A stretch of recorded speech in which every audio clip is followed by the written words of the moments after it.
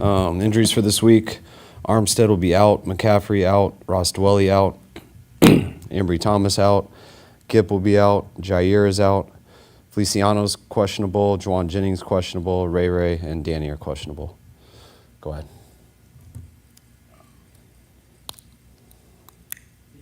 I'm sorry, did you say Thomas? Ambry Thomas? Yes. In which category? Out. How is Ray coming along, and where do you make the decision on when to bring him up? It's a technicality, but we've already made the decision. He'll be out. Yeah. You have to make a corresponding move? Yes. Has that been done? We haven't told the person yet, so.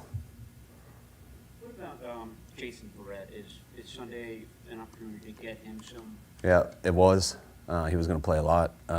Yesterday, landed on his shoulder, and he has to get rotator cuff surgery. So, yeah, it was. We all know he tore his ACL in Detroit week 1 on that turf.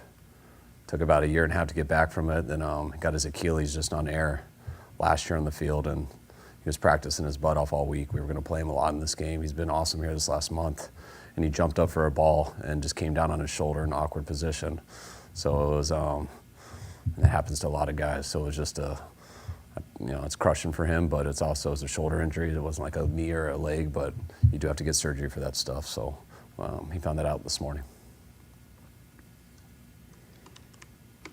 Was there an indication when he went down that it was potentially serious? Or Yeah, because it looked like it was. So we all just held our breath and hoped, but he popped up so fast because he was hoping it wouldn't and kind of moved his arm, and then he just kept practicing and going. And so we just assumed that, all right, maybe it just hurt him a little bit, but it's not too bad of an injury. He looked great in practice, but he was holding his arm a little bit, and we said we might need to go get an MRI. He was hoping not to, so he's like, no, I think I'm good. And he slept on it, came in this morning, and it was still hurting, so we got the MRI and showed he had a tear and needed surgery. So. What kind of recovery time is that? I think they usually say, Brandon's gonna hold me to everything, but I think they usually say 6 months, but I think it's usually like 4 or 5, so.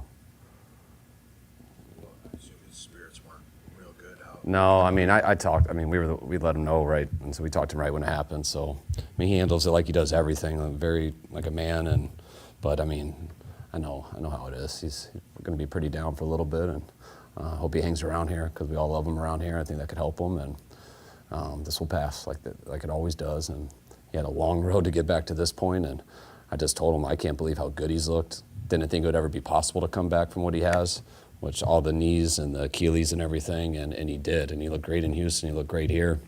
It was a perfect opportunity for him to play this week, just so he could play a lot and see how he was going into the playoffs. And he got a random shoulder injury, and just try to put in perspective for him. It's not like you got your knee again. It's not like you got your Achilles or anything. That's something you can't come back from, but I don't think that's stuff on his mind right now. Have you made a final decision about whether Trent Williams will play in this game? Yeah, he's playing. Yeah. It seems like you have your inactives already set. Yep. Via that. Yeah, we got 7 guys that Brock's the only one that could play who isn't, and he can be up in an emergency, but those are 7 guys.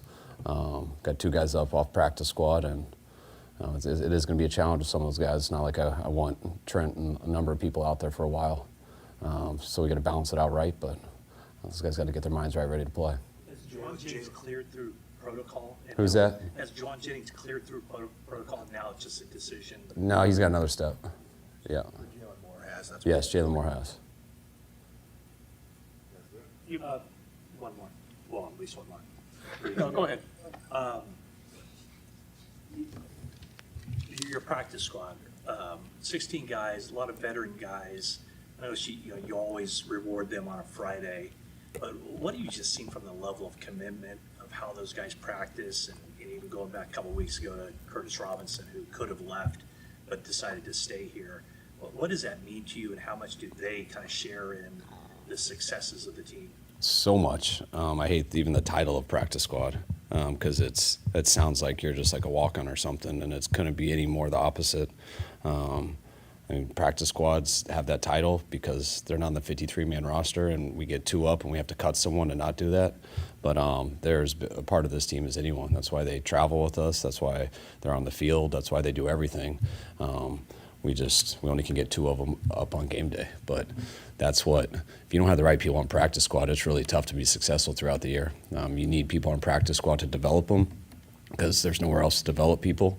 But you also need people on practice squad are ready to play because in this league there's very rarely threes, and people get injured a lot. And you put some guys you're just trying to develop in these situations, and it's too much to put on those guys. So being able to mix that with vets and rookies, those guys are a huge part of our team.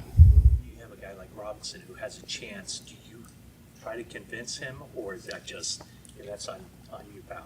No, you always want to convince guys to stay, but you also you got to be able to. For me to sell anything, it's got to be right. That's why I would probably be horrible at recruiting, unless it was a great situation. I think I'd be good at it. But no, those guys. I mean, it depends what these guys' goals are. I mean, sometimes you got to get in a cured season for insurance purposes and stuff like that, which you got to be on the 53. So that's a big deal. But it's you try to talk to young guys. It's just if that's your only goal. I mean, that's not a great goal. Like your goal should be to make it in this league, and so you want to be places where you can kind of hide a little bit till you're ready, if that's going to happen. So that's sometimes what I sell to people. And then when you hear, I just read Curtis's quote. I didn't know about that. I never had to talk to Curtis because he decided on his own. Like we didn't talk to him at all. And for a guy like that, I mean, it shows he's been around here for a little bit. He's been awesome for us. He's been on our team before, which he's always on our team, but he's been on the 53 too. And for him to say that quote that he did, just the reasons he wants to stay, that's stuff we say a lot on this team right now. Everyone cares about themselves and their family. I mean, you always put that first usually, unless you're really abnormal. You got Pro Bowls and all that stuff coming out, but like when you're going runs like this and you're in these type of situations, it's just so much more about everybody else than one person. And when you have guys like Curtis who feel that way, who aren't exactly on the 53, it just shows you that he's a awesome dude, and for him to recognize the group he's around is real cool too. You decided on Colton McKivitz to be your right tackle without pursuing a free agent. As you know, the 3-sack first game everybody talked about, but he wound up playing more snaps than anybody on your team. But is he what you expected, more than what you expected? How would you assess him? I mean, he's what we expected. I mean, he's played like a really good right tackle, and if we didn't think he was going to be a really good right tackle, we would have gone and tried to get someone we thought would be a really good right tackle. He's really earned our trust here. When he got to play last year when Mike was down, we thought he played at a very high level. And when you get to see guys do that in practice and then carry it over to the field, it doesn't make the guesswork that hard. And that's how it was with Brock Purdy the year before. I mean, there's nothing you need to see. You saw it all. Like, are they made of the right stuff? Can they continue to do it? And that stuff's huge. I know that first game, I mean, you get sacks, and that's going to be what jumps out. But, I mean, half of those were my fault. I mean, can't call some of those passes and put him on T.J. Watt at that time in the game. But Colton will never say that. Colton battles and, worry about any of that stuff. And I think he's become one of the more confident players on our team. And I think it shows over in the games. Thank you, Kyle. All right, thanks, guys.